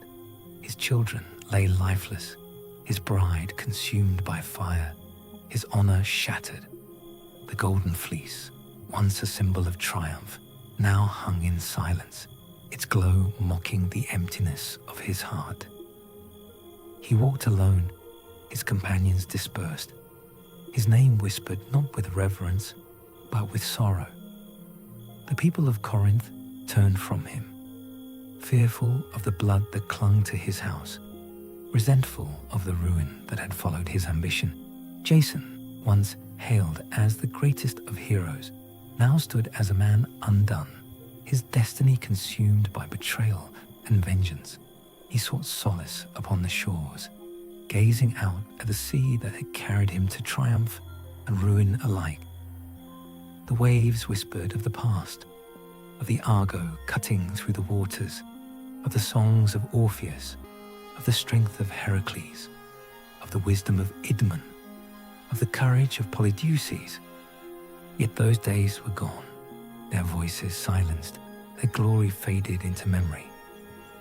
Jason's thoughts turned often to Medea. He remembered her eyes, her voice, her sorcery that had saved him from death, her love that had bound her to him. He remembered the sacrifices she had made, the blood she had spilled, the homeland she had forsaken. And he remembered the vengeance that had torn his life apart, the blade that had struck his sons, the fire that had consumed his bride. His heart was torn between love and hatred, between sorrow and rage, between memory and emptiness. The gods watched, their judgment silent yet unyielding. They had granted him triumph, had guided him through storms and trials, had placed the fleece within his hands. Yet they had also woven betrayal into his fate, had bound him to choices that led to ruin. Jason, once favored, now stood abandoned, his prayers unanswered, his destiny complete. Years passed, and Jason's strength waned. He lived in solitude, his hall empty, his voice silent. The golden fleece still hung upon the wall, its glow steady, its promise eternal. Yet it no longer spoke of triumph. It had become a relic of sorrow, a reminder of glory lost, of love betrayed, of vengeance fulfilled. One day, as Jason sat beneath the shadow of the Argo's rotting timbers, the ship that had carried him across the world, fate struck its final blow. The beam of the vessel, weakened by time, fell upon him, crushing his body, ending his life. The hero who had once commanded the seas, who had claimed the golden fleece, who had stood at the center of destiny, perished alone, broken, forgotten. The people remembered him not as the triumphant leader of the Argonauts, but as a man undone by ambition and betrayal. His name became a tale of warning, a story whispered to remind others the glory carries shadows, the destiny demands sacrifice, the love and vengeance are bound by threads too strong to sever. The golden fleece remained, its glow eternal, its promise unbroken. Yet it no longer belonged to Jason. It belonged to legend, to memory, to the endless song of heroes whose triumphs and sorrows shaped the world. After Jason's death beneath the fallen timbers of the Argo, silence lingered over Iolcus. The once great hero lay forgotten, his body buried without grandeur, his name spoken in hushed tones of warning rather than praise. Yet the tale of the Argonauts did not fade with him. The golden fleece, still shimmering with divine light, remained a relic of power, its presence shaping the memory of all who had taken part in the voyage. The Argonauts themselves had long since dispersed, each returning to his homeland, each carrying the weight of the journey. Heracles, though parted from the quest early, was remembered for his strength and for the shadow his absence had cast upon the crew. Orpheus, whose music had guided them past the sirens, became a figure of legend, his songs woven into the fabric of Greek memory. Zetes and Calais, the winged sons of Boreas, were honored for their pursuit of the harpies, their names carried upon the winds. Polydeuces, who had struck down Amycus, was remembered for his skill and his calm. Each hero became a story, each deed a thread in the tapestry of myth. The people of Greece spoke of the voyage as the greatest of all adventures, a journey that had carried men beyond the known world, into lands of wonder and terror, into the realm of gods and destiny. The Argo itself, though broken, was revered. Its timbers, once guided by the voice of Zeus's sacred oak, were said to hold fragments of divine will. Even in ruin, the ship was honored, its memory bound to the courage of those who had sailed upon it. The golden fleece, though no longer Jason's, became a symbol beyond his life. It was not merely a prize, but a reminder of the gods' favor, of the trials endured, of the sacrifices made. Some said its glow carried healing, others that it promised kingship, others still that it was a curse, binding those who sought it to sorrow. Whatever its truth, it remained eternal, its light unbroken, its presence woven into the myth of Greece. The gods themselves had shaped the tale, guiding, testing, and judging. Hera, who had favored Jason, watched as his triumph turned to ruin, her will fulfilled, yet shadowed by tragedy.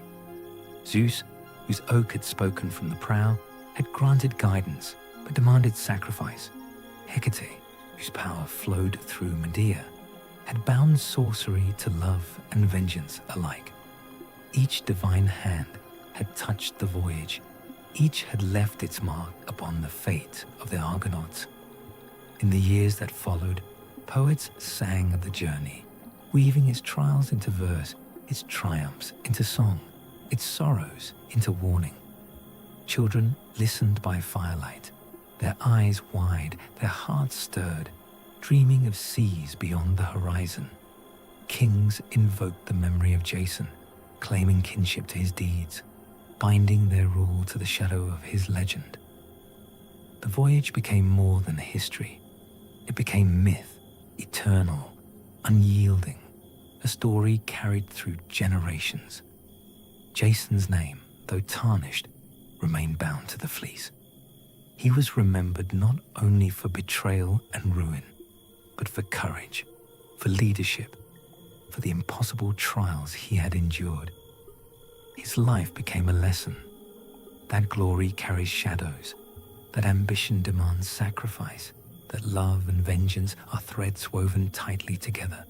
The Argonauts' legacy lived on, not in crowns or thrones, but in memory, in song, in the endless telling of their voyage.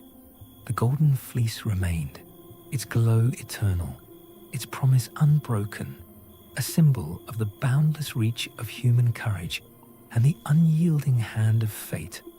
Medea's flight from Corinth carried her across the skies, borne upon the chariot of dragons gifted by the gods. The wind tore at her robes, the cries of the city fading behind her. Yet her heart remained heavy. She had struck down her rival, consumed Creon in fire, and slain her own children. Her vengeance was complete, but her soul trembled beneath the weight of sorrow. She wandered, seeking refuge, yet finding only exile, Her path led her first to Athens, where King Aegeus ruled. He received her kindly, for she came as a stranger, her voice soft, her manner filled with sorrow. Medea spoke of her knowledge of herbs, of her mastery of enchantments, of her power to heal as well as to destroy. Aegeus, moved by her words, welcomed her, offering her sanctuary. In time, she bore him a son, Medus, and for a brief moment, peace seemed to settle upon her life, yet shadows followed her still. Theseus, son of Aegeus, returned to Athens, his presence stirring suspicion. Medea, fearing that her own child would be cast aside, sought to rid herself of the rival. She prepared a cup of poison, intending to strike him down. But Aegeus, recognizing his son, dashed the cup away, and Medea's plot was revealed. Her sanctuary was broken, her welcome undone, and once more she fled, carried away upon her chariot, her heart heavy with loss. She wandered through distant lands, her name whispered with fear. Some spoke of her as a healer, a woman who could cure with herbs and chants. Others spoke of her as a destroyer, a sorceress whose wrath brought fire and death. Wherever she went, her presence stirred awe and dread, for her power was vast, her will unyielding, her heart bound to sorrow. In time, she returned to Colchis, the land she had once betrayed. Aeetes, her father, still ruled, his heart hardened by grief and anger. Yet Medea did not come as a daughter seeking forgiveness, but as a queen in her own right, her son Medus beside her. She sought to reclaim her place, to restore her lineage, to bind her fate once more to the land of her birth. Legends say that Medus grew strong, his name carried into distant lands, his presence shaping kingdoms beyond Colchis. Some claimed that Medea guided him with wisdom, teaching him the arts of rule and sorcery alike. Others whispered that her vengeance still burned, that her heart never softened, that her life remained bound to shadows. Medea's tale became one of contradiction. She was remembered as both savior and destroyer, as mother and murderer, as healer and sorceress. Her name carried the weight of love betrayed, of vengeance fulfilled, of destiny woven by gods and mortals alike. She was a figure of awe, of dread, of eternal memory. The golden fleece, though far from her hands, remained bound to her story. For without Medea, Jason could never have claimed it, could never have survived the trials of Colchis, could never have returned with triumph. Her sorcery had shaped the voyage, her love had guided the hero, her vengeance had undone him. The fleece glowed still, eternal, its light carrying the memory of both triumph and tragedy. Medea wandered until the end of her days, her fate uncertain, her story woven into the fabric of myth. Some said she ascended to immortality, carried by the gods into realms beyond. Others said she perished in exile, her name cursed, her soul restless. Whatever her end, her legend endured, eternal, unyielding, bound forever to the tale of Jason and the Argonauts. The tale of the Argonauts spread across Greece, carried by poets, storytellers, and wandering bards. Their deeds became the foundation of heroic tradition, inspiring generations to dream of voyages beyond the horizon. Children listened by firelight as elders recounted the trials of the Argo, their eyes wide with wonder, their hearts stirred by the courage of men who had dared to challenge the unknown. In Athens, the story was sung in the agora, woven into the fabric of civic pride. Orpheus's music, remembered for guiding the ship past the sirens, became a symbol of harmony, a reminder that art could triumph over danger. In Sparta, Polydeuces' victory over Amycus was celebrated as proof of discipline and skill. his calm strength a model for warriors. In Thessaly, the memory of Jason's lineage bound the people to his name, even as his fate carried shadows.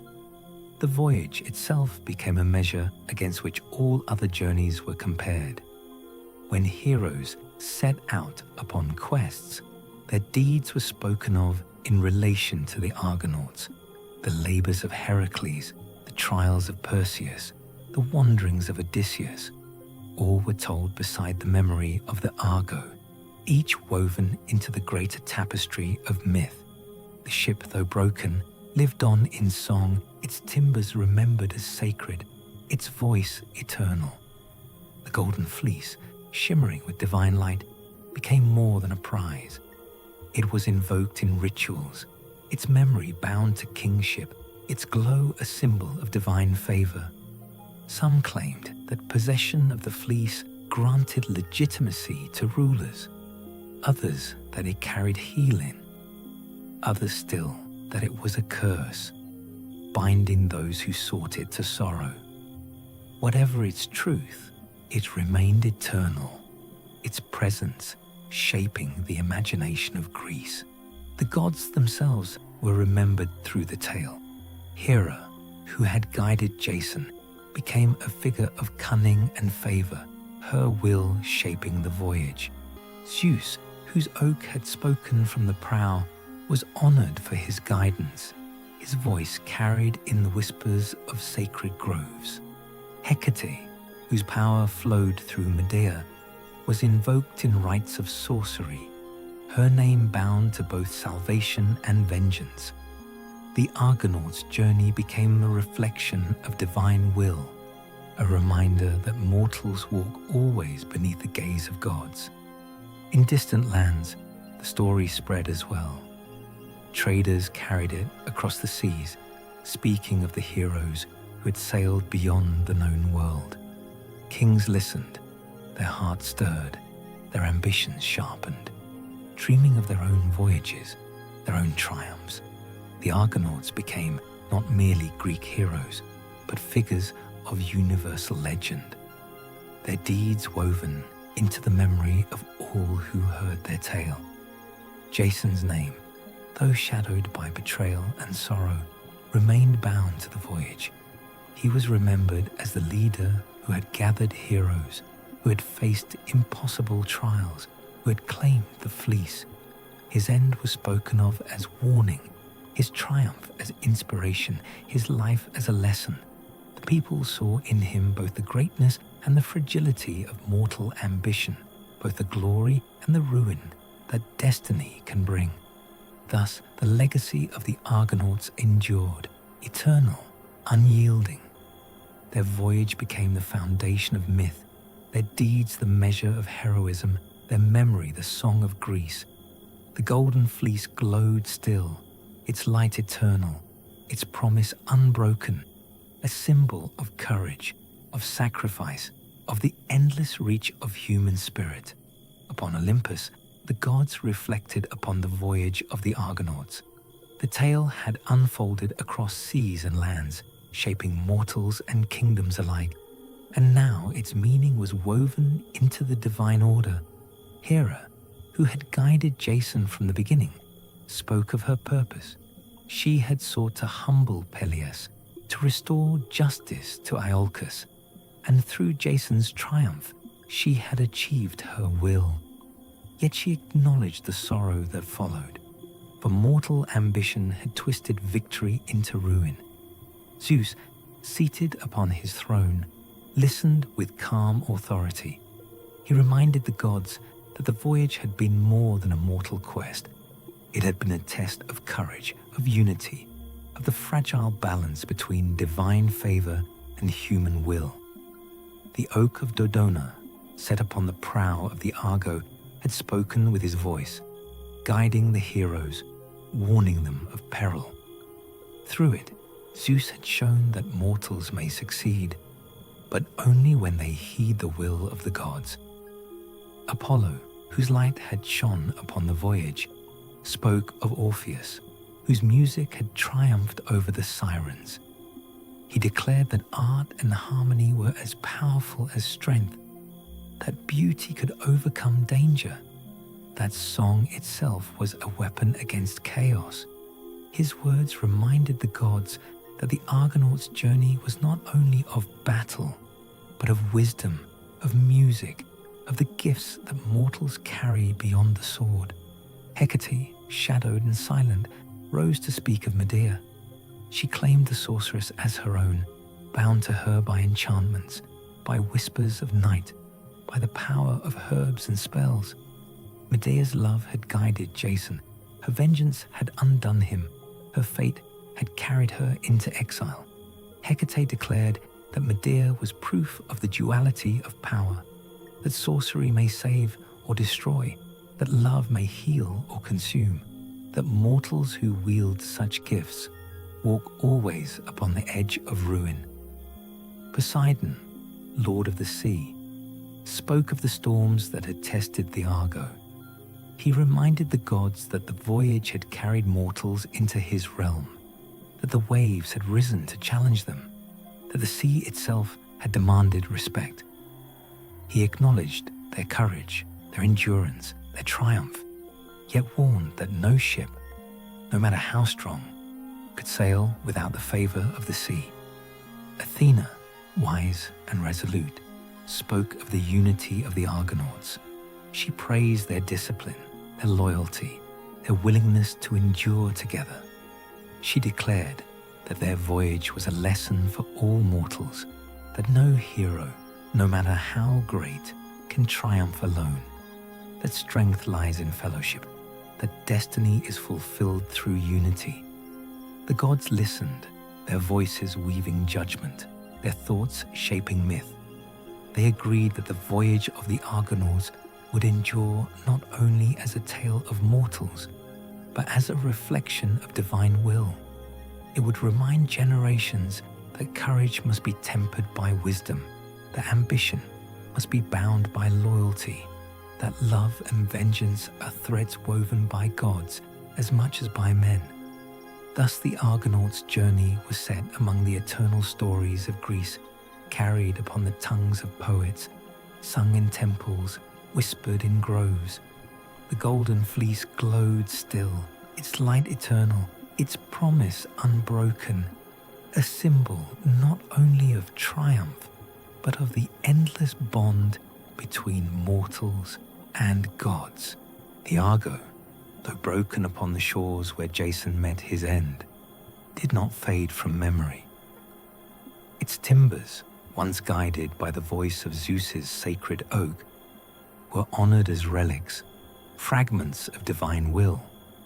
The people of Iolcos gathered them, setting them within shrines, treating them not as mere wood, but as sacred vessels that had carried heroes across the world. The ship itself became a symbol, its spirit living on even after its ruin. Poets spoke of the Argo as more than a vessel. They told of its prow, carved from the oak of Dodona, whispering with the voice of Zeus, guiding the heroes through storms and trials. They told of its sails, filled with winds sent by the gods, carrying the crew toward destiny. They told of its oars, moved by the strength of men united, each stroke a testament to courage. The ship became a living presence in song, remembered as a companion to the heroes, as much a part of the voyage as Jason himself. In temples, offerings were laid before fragments of its timbers. Priests spoke of the Argo as a bridge between mortals and gods, a vessel that had carried men into realms beyond the known world, into lands where divine will shaped destiny. The ship was invoked in prayers for safe passage, for courage upon the sea, for unity among companions. Sailors called upon its memory before setting out, believing that its spirit would guide them as it had guided the Argonauts. The people of Thessaly, proud of their land where the Argo had been built, honored its builders as craftsmen touched by divine inspiration. They spoke of Argus, who had shaped the vessel, whose hands had carved wood into destiny. His name was remembered as much as Jason's, for without his craft, the voyage could never have begun. Legends grew that the Argo itself had ascended to the heavens, set among the stars as a constellation. Sailors gazed upward, seeing its form in the night sky, its timbers shining as points of light, its prow guiding them still. They believed that the ship had not perished, but had been carried into eternity, its spirit eternal, its presence unbroken. The gods themselves acknowledged the Argo's place among myths. Hera spoke of it as her instrument, the vessel through which she had guided Jason. Athena praised its craftsmanship, declaring that it was proof of mortal skill, shaped by divine favor. Poseidon claimed it as a child of the sea, a ship that had endured storms and waves, a vessel that had honored his realm. Thus the Argo lived on, not in wood or sail, but in memory, in song, in the endless telling of its voyage. It became a symbol of courage, of unity, of the bond between mortals and gods. Its spirit was invoked wherever men set out upon the sea, its name carried upon the winds, its presence eternal. The golden fleece, though separate, remained bound to the ship's memory. For without the Argo, the heroes could never have reached Colchis, could never have claimed the treasure, could never have returned with triumph and sorrow alike. The fleece glowed still, eternal, its promise unbroken, its light bound forever to the vessel that had carried it across the world. The Argo's ruin upon the shore was not its end. It was its transformation, its passage from mortal wood into eternal legend. Its timbers, its voice, its spirit lived on, woven into the fabric of myth, carried upon the tongues of poets, sung in temples, whispered in prayers. The ship remained eternal, unyielding, bound forever to the tale of Jason and the Argonauts. The descendants of the Argonauts carried their legacy into the generations that followed, their names shaping dynasties, their deeds inspiring new heroes. The voyage of the Argo became not only a tale of the past, but a foundation upon which families built their honor, binding themselves to the memory of courage and unity. In Thessaly, the lineage of Jason endured through his kin, though his own life had ended in sorrow. His name was invoked by rulers who claimed descent, their voices declaring that the blood of the Argonauts flowed within them. They spoke of the golden fleece as proof of divine favor, of Jason's triumph as a mark upon their house.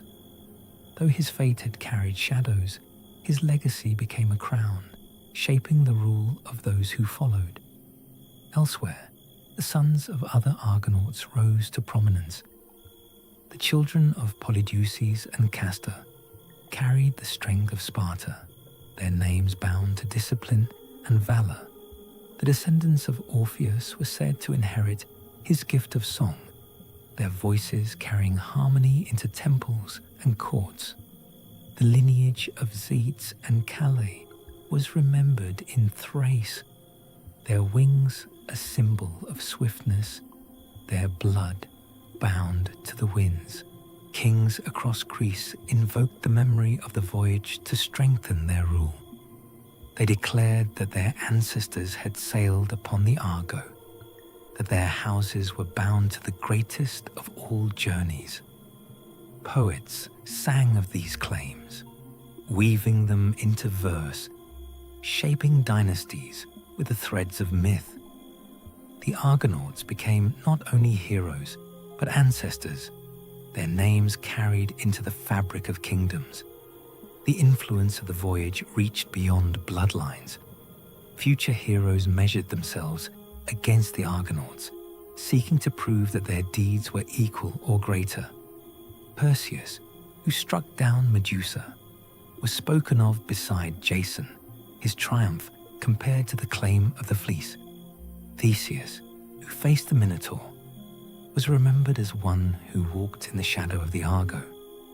Odysseus, whose wanderings carried him across the seas, was invoked as heir to the courage of the Argonauts. The Argo itself, though broken, lived on in memory, shaping the dreams of sailors. Its timbers were honored, its spirit invoked, its presence eternal. The descendants of those who had built it carried their craft into new generations, shaping ships that bore its likeness, vessels that carried men into distant lands. The ship became a model, a symbol, a guide for all who sought to cross the sea. The Golden Fleece, though no longer upon Jason's shoulders, remained a symbol of kingship. Dynasties claimed its memory, invoking its glow as proof of divine favor. Some said that possession of the fleece granted legitimacy, others that it carried healing, others still that it bound rulers to sorrow. Whatever its truth, it remained eternal, its light woven into the rule of generations. Thus the descendants of the Argonauts carried their legacy, shaping dynasties, inspiring heroes, binding kingdoms to the memory of the voyage.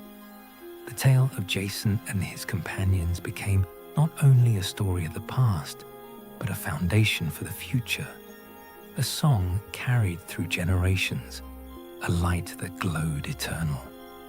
As generations passed, poets and philosophers turned their minds to the voyage of the Argonauts, seeking meaning within its trials.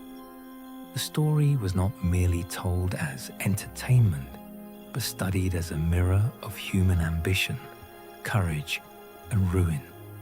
Each thinker found within it lessons that spoke to the fragile balance between glory and downfall. In Athens, philosophers gathered in the Stoa, debating the nature of heroism. Some declared that Jason's quest was proof that mortals must strive beyond their limits, that courage is the essence of greatness. Others argued that his fate revealed the danger of ambition unchecked, that glory pursued without wisdom leads only to sorrow. They spoke of Medea as the embodiment of passion, her love both salvation and destruction, her vengeance a warning of the power of human emotion when unbound by reason. Poets wove the tale into verse, shaping it into lessons for kings and warriors. They sang of the unity of the Argonauts, declaring that fellowship was the foundation of triumph. They reminded rulers that no throne is secure without loyalty, that no crown endures without trust. Jason's betrayal of Medea was sung as a warning, a reminder that broken promises bring ruin, that love cast aside becomes vengeance. In schools, teachers recited the voyage as a parable. They spoke of the sleepless dragon as a symbol of obstacles that seem insurmountable, yet yield to wisdom and courage. They told of the storm-tossed seas as reflections of life's trials, of the sirens as temptations that lure mortals from their path, of Talos as the embodiment of brute strength undone by cunning. Each trial became a lesson, each victory a reminder of the balance between mortal will and divine favor. Philosophers of ethics debated Jason's choices. Was he justified in slaying Absyrtus to secure escape? Was Medea's vengeance upon Glaus and Creon an act of justice or of madness? Was the killing of her children a crime beyond forgiveness or a symbol of the destructive power of betrayal? These questions echoed through generations, shaping discussions of morality, of justice, of the limits of human action. The voyage itself became a metaphor for the human soul.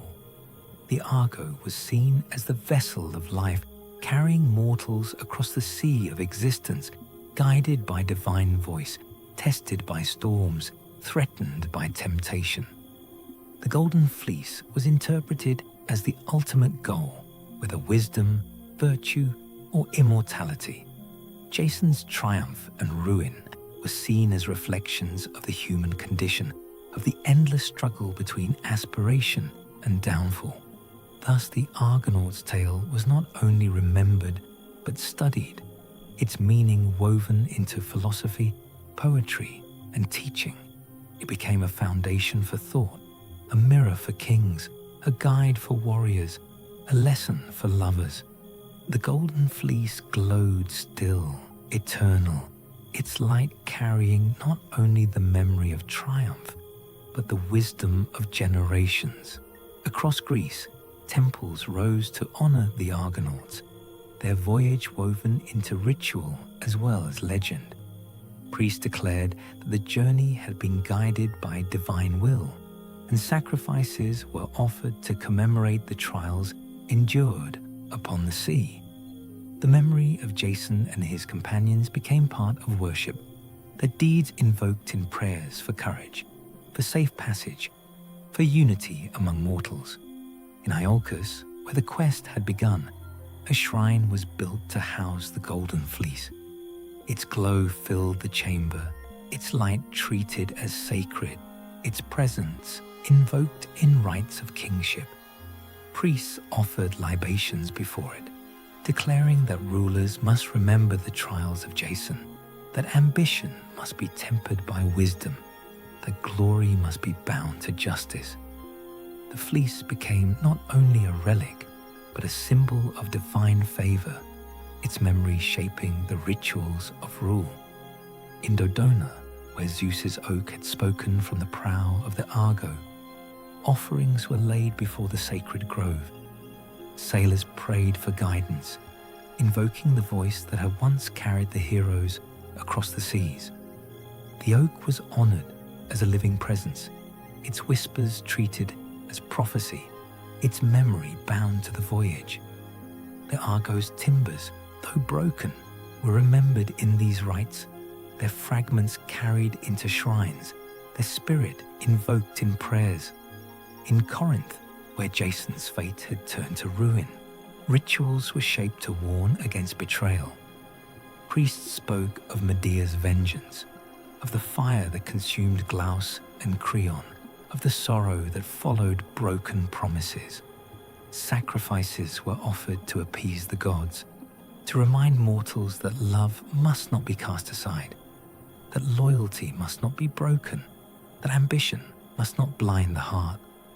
Medea's name was invoked in rites of Hecate, her sorcery remembered as both salvation and destruction. In Athens, the story was woven into festivals. Orpheus was honored with song, his lyre invoked in rituals of harmony, his music remembered as triumph over chaos.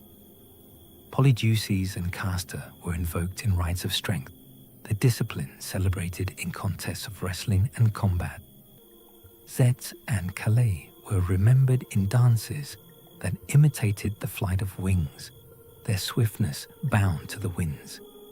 Each hero became part of ritual, each deed a lesson carried into worship. The gods themselves were honored through these rites. Hera was invoked as guide, her favor remembered in prayers for protection. Zeus was honored as judge, his voice carried in the whispers of sacred groves. Poseidon was appeased with offerings, his storms remembered as trials, his waves invoked in prayers for safe passage. Hecate was honored in shadowed rites, her power bound to sorcery, her presence invoked in the mysteries of night. Thus, the voyage of the Argonauts became part of religion as well as legend. Temples rose, sacrifices were offered, prayers were spoken, songs were sung. The golden fleece glowed still, eternal, its light bound to ritual, its promise woven into worship. The Argo spirit lived on, its timbers honored, its voice invoked, its presence eternal. The tale was no longer only a story of mortals, but a sacred memory, a ritual of faith, a bond between men and gods. The Argonauts' journey became eternal, unyielding, carried not only in song, but in sacrifice, not only in memory but in worship. The tale of the Argonauts did not remain bound within Greece alone. Traders, sailors, and wanderers carried it across seas and into foreign lands where distant peoples reshaped the story to fit their own traditions. The voyage of the Argo became part of a wider world's imagination, its heroes remembered not only in temples and songs of Greece, but in the voices of strangers who heard of their deeds. In Egypt, priests spoke of the golden fleece as a relic akin to their sacred symbols, its glow compared to the sun's eternal light. They wove Jason's voyage into their own myths, declaring that the fleece was a fragment of Ra's brilliance, carried across the sea by mortals chosen by the gods. The Argonauts were remembered as seekers of divine fire, their journey interpreted as a quest for immortality. In the lands of Phoenicia, sailors told of the Argo as a ship blessed by their own gods of the sea. They claimed that its timbers had been shaped with knowledge drawn from their craftsmen, that its sails carried winds bound to their traditions. The voyage was remembered as proof of the bond between mortals and the ocean, a tale that inspired their own journeys across distant waters. In Thrace, the memory of Zeds and Calais was strongest.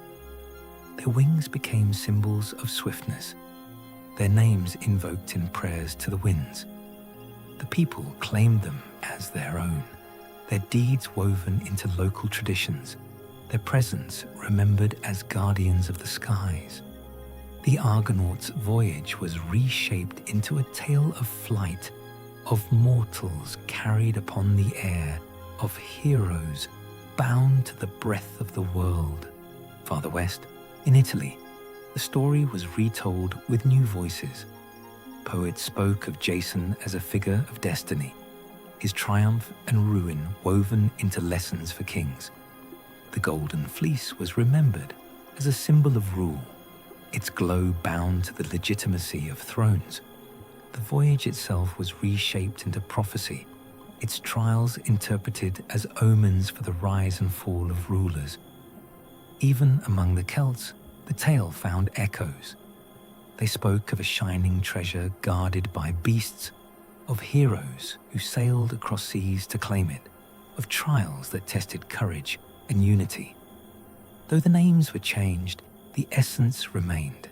A voyage beyond the known world, a prize of divine light, a hero undone by fate. Thus the Argonaut story spread, reshaped by distant peoples, carried into lands far from Greece. Each culture wove it into their own traditions. Each reshaped its meaning. Each bound it to their gods and the heroes. The voyage became universal, its memory eternal, its presence unbroken. The golden fleece glowed still, eternal, its light carried into foreign lands, its promise reshaped by distant voices.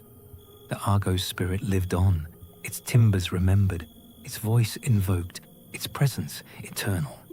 Jason's name, though shadowed by sorrow, remained bound to the voyage, his deeds carried across the world, his fate remembered as both triumph and warning.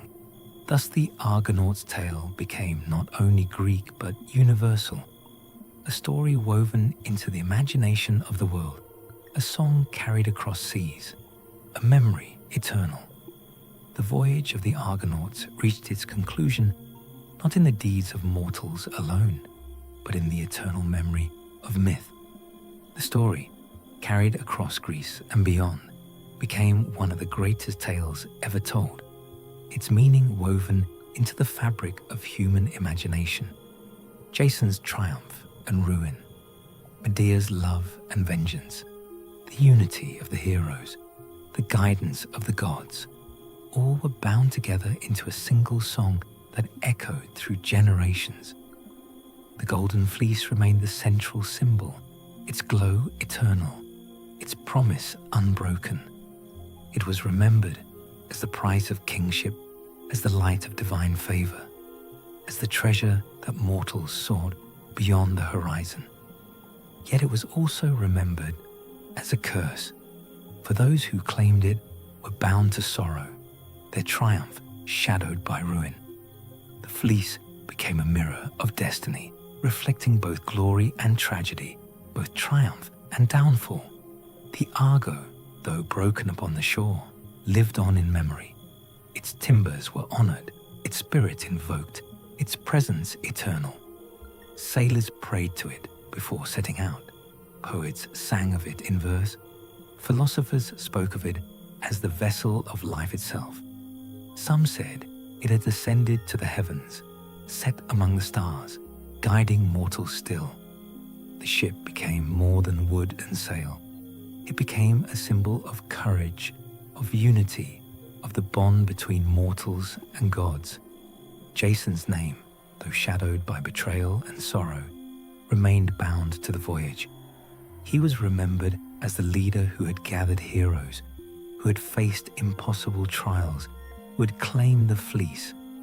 His ruin was spoken of as warning, his triumph as inspiration, his life as a lesson.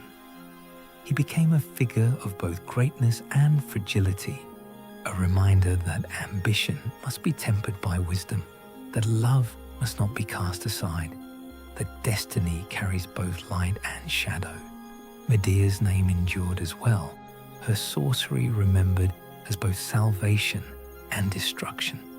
She was invoked in rites of Hecate, her presence bound to the mysteries of night. Her story carried as a warning of passion unbound. She became a figure of awe and dread, her love remembered as devotion, her vengeance as ruin, her fate as eternal. The Argonauts themselves were remembered as the greatest fellowship of heroes. Each name became legend, each deed a thread in the tapestry of myth. Their unity was celebrated, their courage honored, their trials studied as lessons for generations. They became not only figures of the past, but models for the future, their memory shaping the dreams of all who sought to challenge the unknown. Thus the voyage of the Argonauts became eternal. It was sung in temples, studied in schools, debated in forums, carried across seas, reshaped by distant peoples, bound to the imagination of the world. It became more than a story. It became a myth, a song, a memory unbroken. The golden fleece glowed still, eternal, its light carrying the memory of triumph and tragedy alike. The Argo's spirit lived on, its timbers honored, its voice invoked, its presence eternal. Jason's name, Medea's fate, and the Argonauts' unity, all were bound together into legend, into myth, into the eternal song of Greece. And so the odyssey of Jason and the Argonauts came to its end, not in silence, but in memory, not in ruin, but in eternal song. Their voyage became one of the greatest myths of all time, a story carried forever, unyielding, eternal.